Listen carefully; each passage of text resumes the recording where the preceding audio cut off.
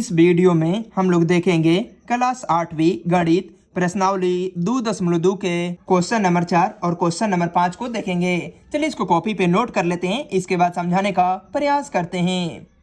जैसा कि question number 4 में यहाँ पे दिया गया है कि दो विभिन्न मूल्य वाली 35 कलमों का कुल मूल्य जो है 60 रुपया है। यदि एक सस्ती कलम का मूल्य 1.50 रुपया एवं एक महंगी कलम का मूल्य 2 रुपए है तो कितनी महंगी कलमें खरीदी गई।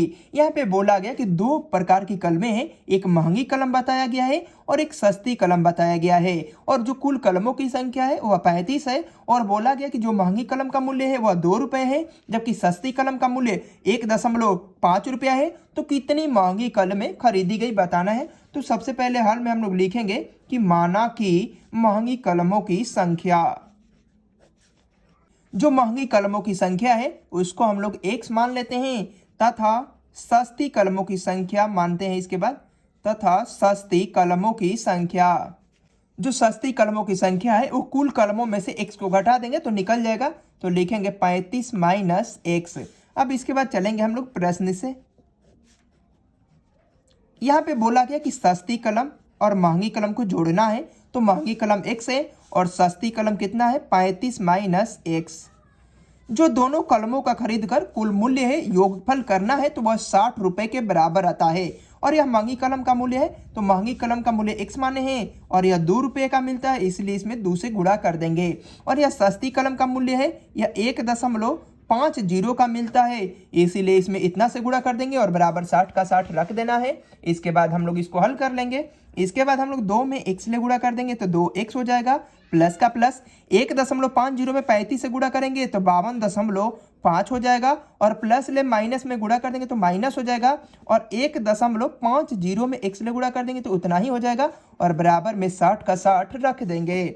इसके बाद हम लोग 2x को इधर ही रहने देंगे और माइनस 1.50 x को इधर ही रहने देंगे, 60 का 60 रख देंगे। यहाँ पे प्लस 52.5 है और बराबर के उस साइड जाएगा तो माइनस 52.5 हो जाएगा। इसके बाद हम लोग 2 रुपये में से 1 रुपये 50 पैसा को घटा देंगे तो 0.5 आएगा और x का x उसी तरह रख देंगे, और 60 में से 52.5 को घटा देंगे तो 7.5 हो जाएगा। इसके बाद हम लोग इसको बदल देते हैं, इसको 5 लिखते हैं, दशमलव के बदले 1 लिख देंगे। इसके बाद एक अंक है तो एक शून्य बढ़ा देंगे और x का x उसी तरह रख देंगे। इसको भी हम लोग 75 रख देते हैं और दशमलव के बदले 1 लिख देंगे। इसके बाद एक अंक है तो एक शून्य को उतार लेते हैं। इसके बाद हम लोग देखते हैं कि 10 से 10 को कैंसिल कर देंगे और 5 गुणा में है और इस साइड आएगा तो भाग में हो जाएगा। तो लिखेंगे कि 5x बराबर 75, और बराबर या का चिन्ह देते रहना है, तो 5 गुणा में है इस साइड और बराबर के उस साइड जाएगा तो भाग में हो जाएगा। तो 75 में 5 से भाग देंगे तो 15 5 75 होता है। तो लिखेंगे इसीलिए x बराबर 15। और शुरू में बोला गया था कि महंगी कलमों की संख्या निकालना है, तो हम लोग जानते हैं कि महंगी कलमों की संख्या तो x माने हैं, तो लिखेंगे इसीलिए महंगी कलमों की संख्या, महंगी कलमों की संख्या है वो हम लोग x माने हैं और x का वैल्यू 15 आया है, यही इसका आंसर हो जाएगा। यदि सस्ती कलमों की संख्या पूछे तो सस्ती कलमों की संख्या यहाँ पे लिख देंगे और बराबर में हम लोग 35 माइनस x माने हैं, तो 35 में से हम लोग 15 को घटा देंगे तो कह सकते हैं कि सस्ती कलमों की संख्या 20 निकल जाएगा, यही इसका आंसर हो जाएगा। क्वेश्चन नंबर 5 में यहाँ पे दिया गया है कि यदि त्रिभुज के 3 कोण 2:3:5 की अनुपात में है तो उनके तीनों कोण ज्ञात कीजिए। तो सबसे पहले हम लोग लिखेंगे कि त्रिभुज का पहला कोण, यहाँ पे अनुपात में दिया गया तो अनुपात को हम लोग नहीं लिखेंगे, इसको 2x मानेंगे, इसको 3x और इसको 5x मानेंगे। तो लिखेंगे माना कि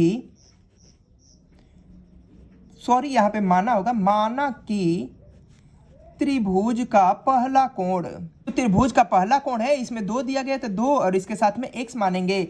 इसके बाद मानेंगे हम लोग दूसरा कोण, तो यहाँ पे लिखेंगे कि दूसरा कोण, और जो यहाँ पे 3 है तो 3 को 3 लिख देंगे और इसके साथ में x लगा देंगे। इसके बाद हम लोग मानेंगे तीसरा कोण, जो तीसरा कोण होता है या 5 है तो इसके साथ में हम x लगा देंगे। इसके बाद यहाँ पे लिखेंगे प्रश्न से। हम लोग जानते हैं कि जो त्रिभुज का तीनों कोण दिया गया तो तीनों कोण का जो योग होता है वह 180 डिग्री के बराबर होता है। तो लिखेंगे इसीलिए त्रिभुज के तीन कोणों का योग। जो त्रिभुज के तीनों कोणों का योग होता है वह 180 डिग्री होता है। तो त्रिभुज का पहला कोण यहाँ पे दिया गया है 2x, इसके बाद दूसरा कोण यहाँ पे दिया गया है 3x और तीसरा कोण यहाँ पे दिया गया है 5x और बराबर में 180 को रख देंगे। इसके बाद हम लोग जोड़ देंगे 5x 3x 8x हो जाएगा, इसके बाद 2x तो 10x हो जाएगा और बराबर 180 डिग्री उसी तरह रख देंगे। 10 इस साइड गुणा में है और बराबर के उस साइड जाएगा तो भाग में हो जाएगा, तो 180 और बटे में 10 कर देंगे। 10 से 18 बार में काट देंगे तो 180 हो जाएगा।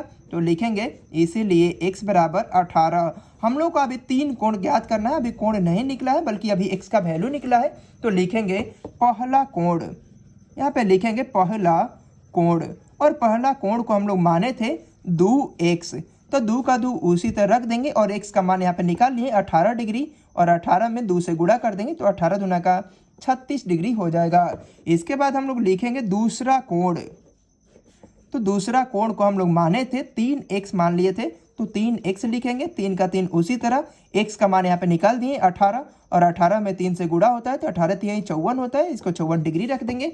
और तीसरा कोण को हम लोग 5x माने थे तो लिखेंगे तीसरा कोण और तीसरा कोण को 5x यहाँ पे दर्शा देंगे और 5 का 5 और x का मान 18 डिग्री निकाल दिए हैं और 18 में 5 से गुणा कर देंगे तो 18 5 90 डिग्री होता है। तो हम लोग कह सकते हैं कि जो त्रिभुज का तीन कोण है वह 36 डिग्री 54 डिग्री और 90 डिग्री यही इसका आंसर हो जाएगा। इस प्रकार हम लोगों ने क्वेश्चन नंबर 4 और 5 को देख लिए। मिलते हैं नेक्स्ट वीडियो में क्वेश्चन नंबर 6 और 7 के साथ में।